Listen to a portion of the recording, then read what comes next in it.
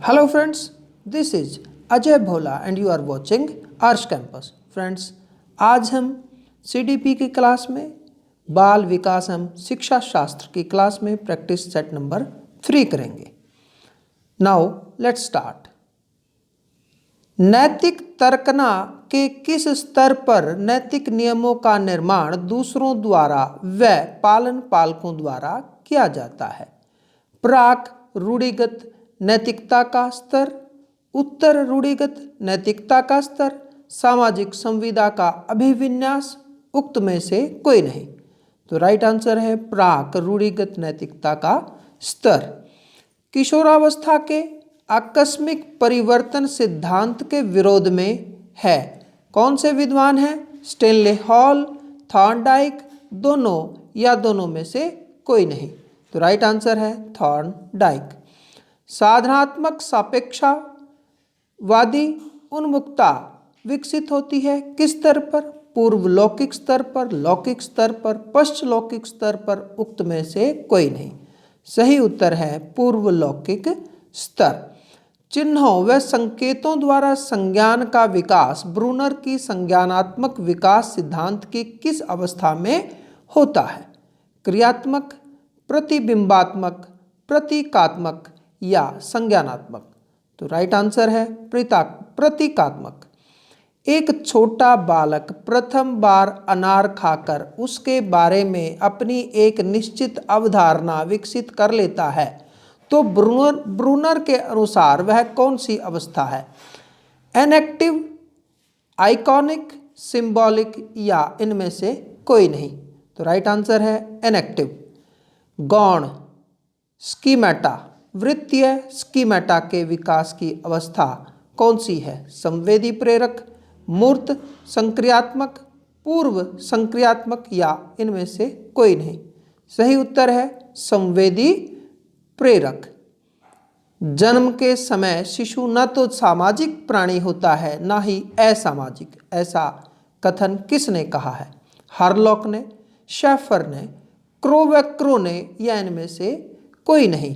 तो सही उत्तर है क्रो व क्रो।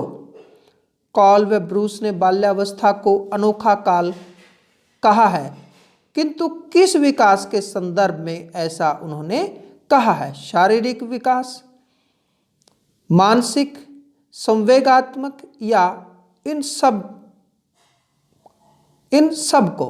संवेगात्मक। तो राइट आंसर है संवेगात्मक।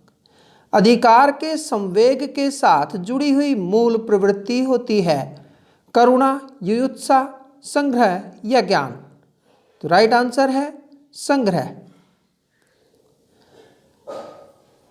शारीरिक, मानसिक एवं व्यक्तित्व विकासों की मूल आधारशिला किस काल में रखी जाती है?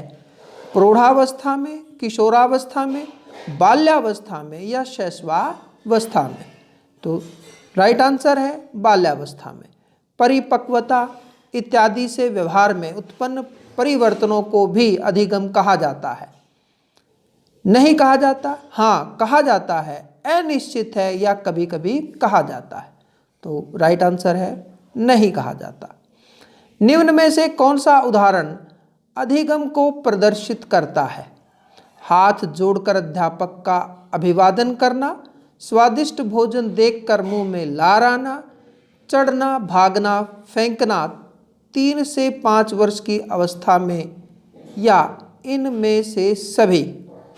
तो राइट आंसर है हाथ जोड़कर अध्यापक का अभिवादन करना। क्रो व क्रो के अनुसार सीखना ज्ञान, आदतों व डैश का अर्जन है। अभिरुचियों का, बुद्धि का, अनुभवों का या अभिवृत्तियों का? तो राइट आंसर है अभिवृत्तियों का। निम्न में से कौन सी विशेषता परिपक्वता को अधिगम से अलग करती है? यह एक स्वाभाविक प्रक्रिया है, यह अभ्यास पर निर्भर करती है, यह प्रेरकों पर निर्भर करती है, यह जीवन पर्यंत चलने वाली प्रक्रिया है? राइट आंसर इज यह जीवन पर्यंत चलने वाली प्रक्रिया है। नवीन ज्ञान और नवीन अनुक्रियाओं को प्राप्त करने की प्रक्रिया ही अधिगम है। यह परिभाषा किसने दी है? वुडवर्थ ने, वुड्रो ने, गिलफार्डे ने या पावलव ने? तो राइट आंसर है वुडवर्थ ने। अधिगम को प्रभावित करने वाला व्यक्तिगत कारक होता है। संचार के साधन, अध्यापक, समवयस्क समूह या परिपक्वता एवं आयु? तो सही उत्तर है परिपक्वता एवं आयु। अधिगम प्रक्रिया में प्रमुख विशेषता है किसी कार्य को सीखने की, आदत निर्माण की, अभिवृत्ति का अर्जन या व्यवहार में परिवर्तन। द राइट आंसर इज व्यवहार में परिवर्तन। एक क्रिकेट खिलाड़ी अपनी गेंदबाजी के कौशल को विकसित कर लेता है, पर वह उसके बल्लेबाजी के कौशल को प्रभावित नहीं करता। इसे कहते हैं विधेयात्मक प्रशिक्षण अंतरंग, निषेधात्मक प्रशिक्षण अंतरंग, शून्य प्रशिक्षण अंतरंग या इनमें से कोई नहीं। तो सही उत्तर है शून्य प्रशिक्षण अंतरण। नियम व्यवहार द्वारा व्यवहार में परिवर्तन को अधिगम कहा जाता है। उदाहरण, मद्यपान करके व्यक्ति का उत्साहित व्यवहार करना अधिगम है। उपयुक्त विकल्प का चयन करिए। नियम एवं उदाहरण दोनों सही हैं, नियम एवं उदाहरण दोनों सही नहीं हैं। उदाहरण सही है जबकि नियम सही नहीं है, उदाहरण सही नहीं है जबकि नियम सही है। तो सही उत्तर है उदाहरण सही नहीं है जबकि नियम सही है। जब पूर्व का अधिगम नई स्थितियों में सीखने पर किसी भी प्रकार से कोई प्रभाव नहीं डालता तो यह कहलाता है समस्या समाधान अधिगम। अधिगम का शून्य स्थानांतरण, सकारात्मक स्थानांतरण, नकारात्मक स्थानांतरण। तो सही उत्तर है अधिगम का शून्य स्थानांतरण। अधिगम होता है उद्देश्य एवं लक्ष्य निर्देशित, सार्वभौमिक, वातावरण की उपज या ये सभी। तो सही उत्तर है ये सभी। शिक्षा मनोविज्ञान में सीखना लक्ष्य तक पहुंचने के उपायों को निश्चित करना है। यह अधिगम की किसी श्रेणी को प्रदर्शित करता है। नंबर 1 अधिगम प्रक्रिया, अधिगम की विशेषताएं, अधिगम के नियम, अधिगम के सिद्धांत। तो राइट आंसर है अधिगम प्रक्रिया। सीखना सार्वभौमिक प्रक्रिया है। इससे अर्थ है कि सीखना सभी डैश में होता है।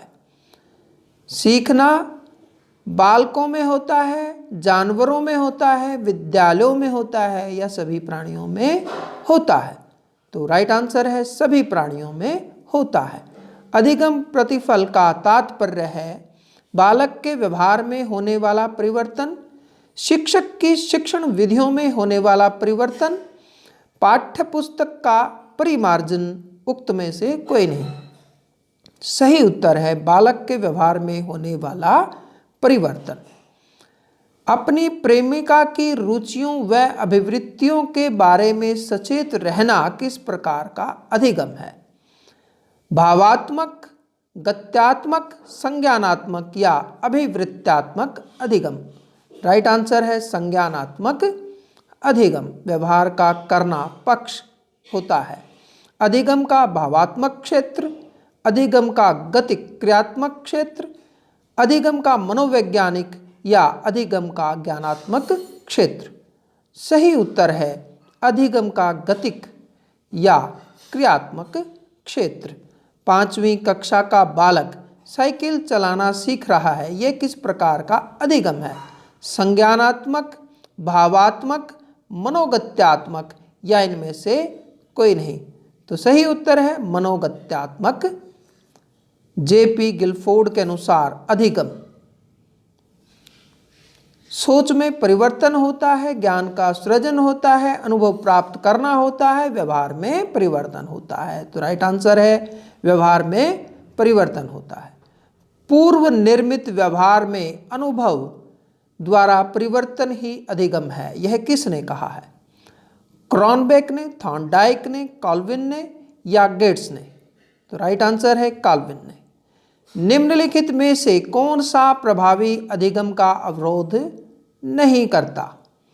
प्रेरणा का अभाव, अधिगम परिस्थिति, जीवन से न जोड़ना, कोई नहीं। सही उत्तर है अधिगम परिस्थिति। प्रिया कल्पनाओं का निर्माण अधिगम के जिस क्षेत्र से संबंधित है वह होता है भावात्मक, क्रियात्मक, अभिवृत्त्यात्मक या संज्ञानात्मक। राइट आंसर इज संज्ञानात्मक। सीखना विकास की प्रक्रिया है, यह किसने कहा? डॉक्टर मैके ने कहा, यॉकम ने, सिम्पसन ने या वुडवर्थ ने? सही उत्तर है वुडवर्थ। जैवकीय अनुबंधन का सिद्धांत किसने दिया? इवान पेट्रोविच पावलोव ने, वर्दीमर ने, हल ने या स्किनर ने? राइट आंसर इज हल। अधिगम का निष्पादन है अभिवृत्ति, ज्ञान, कौशल या सभी? तो अधिगम का निष्पादन सभी में होता है, तो राइट आंसर है सभी। बालक द्वारा अपने ज्ञान का सृजन स्वयं किया जाता है, यह कथन किस मनोवैज्ञानिक के अधिगम सिद्धांत से मेल खाता है? बांड्रू, कुटलेविन, मैस्लो या ब्रूनर? सही उत्तर है ब्रूनर। अधिगम व्यक्ति में एक परिवर्तन है जो उसके वातावरण के परिवर्तनों के अनुसरण में होता है, यह कथन किसने कहा? E.A. पील ने, बर्नार्ड ने, गेट्स तथा अन्य ने, गैरिस्टेनर ने? आंसर है E.A. पील। जैसे जैसे सीखने की मात्रा बढ़ती जाती है, सीखने की इच्छा कम होती जाती है, अतः अभिप्रेरणा सीखने में महत्वपूर्ण है। इस कथन का जिस सिद्धांत से संबंध है वह सिद्धांत कौन सा है? अभिप्रेरणा सिद्धांत, समग्राकृति सिद्धांत, कार्यात्मक प्रतिबद्धता सिद्धांत, परिकल्पित निगमन सिद्धांत? तो इसका उत्तर है परिकल्पित निगमन सिद्धांत। निम्न में से अधिगम के संज्ञानात्मक अनुक्षेत्र से संबंधित क्रिया होती है अनुभूति करना, क्रोधित होना, स्पर्श करना या कल्पना करना? सही उत्तर है कल्पना करना। किस सिद्धांत के अनुसार आवश्यकता की पूर्ति सीखने की प्रक्रिया का आधार है? संबंधवाद, अनुबंधन, उपलब्धि, अभिप्रेरणा या सबलीकरण? उत्तर है सबलीकरण। नवीन ज्ञान की प्राप्ति होती है रटने से, ज्ञान हस्तांतरण से, अनुभव व नवीन अर्थ खोजने से, उक्त कोई नहीं। तो सही उत्तर है अनुभव व नवीन अर्थ खोजने से। अधिगम क्रिया प्रभावित होती है विद्यालय के भौतिक पर्यावरण से, विद्यालय के मनोवैज्ञानिक पर्यावरण से, विद्यालय के भौतिक व मनोवैज्ञानिक पर्यावरण दोनों से, उक्त में से कोई नहीं। तो सही उत्तर है विद्यालय के भौतिक व मनोवैज्ञानिक पर्यावरण से। प्रोत्साहन प्राप्त होने पर अंतर्नोद में कमी आने पर व्यवहार होता है समायोजित, सबलीकृत, अनुकूलित या कुप्रबंधित? राइट आंसर है सबलीकृत। मानवतावादी अधिगम सिद्धांतकार कौन है? गेने, हल, ब्रूनर या रोजर्स? उत्तर है रोजर्स। अधिगम की प्रक्रिया के 4 चरण कौन से होते हैं? क्रिया, उद्देश्य, बाधा, प्रेरणा। प्रेरणा, बाधा, अनुगमन, लक्ष्य। लक्ष्य, हेतु, क्रिया, अनुगमन, उद्देश्य, क्रिया, मूल्यांकन, अनुगमन। तो उत्तर है उद्देश्य, क्रिया, मूल्यांकन, अनुगमन। समस्या के अचानक समाधान की वकालत करने वाले सिद्धांत का नाम है संक्रियात्मक अधिगम, सूझ का सिद्धांत, प्रयत्न एवं भूल का सिद्धांत, अनुबंधन। उत्तर है सूझ का सिद्धांत। निम्नलिखित में से कौन एसएसआर अधिगम सिद्धांत से संबंधित नहीं है? ब्रूनर, स्किनर, पावलोव या थॉर्नडाइक? उत्तर है ब्रूनर। अंतर्दृष्टि अधिगम परिणाम होता है पुनर्बलन का, उद्दीपक अनुक्रिया का, समग्राकृति प्रत्यक्षण का या उद्दीपन सामान्य का। तो उत्तर है समग्राकृति प्रत्यक्षण का। वातावरण अधिगम को प्रभावित करता है, कभी कभी, कभी नहीं, सदैव या प्राय। उत्तर है प्राय। अभिक्रमित अधिगम निम्न में से किस प्रकार आधारित है? क्षेत्र सिद्धांत, गेल्स्टॉल्ट अधिगम, क्रिया प्रसूत अनुकूलन, परंपरागत अनुबंधन। तो उत्तर है क्रिया प्रसूत अनुकूलन। मैस्लो के अनुसार सर्वोच्च आवश्यकता आत्मसिद्धि है। स्पष्टीकरण, विकास संबंधी आवश्यकताएं पूरी करने के बाद ही उत्तरजीवितता संबंधी आवश्यकताओं को पूरा करने के लिए मानव अधिगम करता जाता है। कथन एवं स्पष्टीकरण दोनों असत्य हैं। कथन सत्य, स्पष्टीकरण असत्य है। कथन असत्य, स्पष्टीकरण सत्य है। कथन व स्पष्टीकरण दोनों सत्य हैं। तो उत्तर है कथन सत्य है एवं स्पष्टीकरण असत्य है। व्यक्ति का स्वयं की समग्र योग्यताओं व प्रतिभाओं के प्रति पूर्ण जागरूक होकर उनका प्रकटीकरण करने की आवश्यकता क्या कहलाती है? मनोदैहिक आवश्यकता, संज्ञानात्मक आवश्यकता, यूथचारिता की आवश्यकता, आत्म वास्तविकीकरण की आवश्यकता। आंसर है आत्म वास्तविकीकरण की आवश्यकता। निम्न में से कौन सा अधिगम का मुख्य नियम नहीं है? थॉर्नडाइक के अनुसार तैयारी, अभ्यास, बहुप्रतिक्रिया या प्रभाव। आंसर है बहुप्रतिक्रिया। एल्बर्ट बांडुरा द्वारा दिए अधिगम सिद्धांत को डैश से भी जाना जाता है। तो हमें उसका नाम बताना है। मौखिक अधिगम सिद्धांत, चिन्ह अधिगम सिद्धांत, अवलोकनात्मक अधिगम सिद्धांत या अंतःदृष्टि अधिगम सिद्धांत। उत्तर है अवलोकनात्मक अधिगम सिद्धांत। कार्ल रोजर्स के अनुसार विषय के केंद्रित शिक्षण अधिगम होता है। प्रभावी, समाज उपयोगी, सार्थक या निरर्थक। उत्तर है निरर्थक। असंगत छांटिए। मानवतावादी सिद्धांत बताया है मैस्लो रोजर्स ने। संज्ञानात्मक सिद्धांत बताया है पियाजे ब्रूनर ने। समग्राकृति सिद्धांत बताया है वर्दिमर कोहेलर ने। उद्दीपक अनुक्रिया सिद्धांत बताया है बांडुरा टॉलमैन ने। तो इसका उत्तर है उद्दीपक अनुक्रिया सिद्धांत, बांडुरा टॉलमैन। सीखना संज्ञानात्मक मानव चित्र को निर्मित करता है, किस सिद्धांत के अनुसार होता है? तल रूप सिद्धांत, संरचनात्मक सिद्धांत। तल रूप सिद्धांत, संरचनात्मक अधिगम, संकल्पना, मानचित्र निरूपण या चिन्ह गेल्टास्ट। तो इसका उत्तर है संरचनात्मक अधिगम। पावलोव के शास्त्रीय अनुबंधन में क्या होता है? पहले भोजन, इसके बाद ध्वनि उत्पन्न की गई। पहले ध्वनि, तत्पश्चात भोजन प्रस्तुत किया गया। भोजन व ध्वनि साथ साथ प्रस्तुत किए गए, केवल भोजन प्रस्तुत किया गया। तो आंसर है पहले ध्वनि, पश्चात भोजन प्रस्तुत किया गया। सामाजिक अधिगम आरंभ होता है किससे? अलगाव से, भीड़ से, संपर्क से या श्रव्य दृश्य सामग्री से।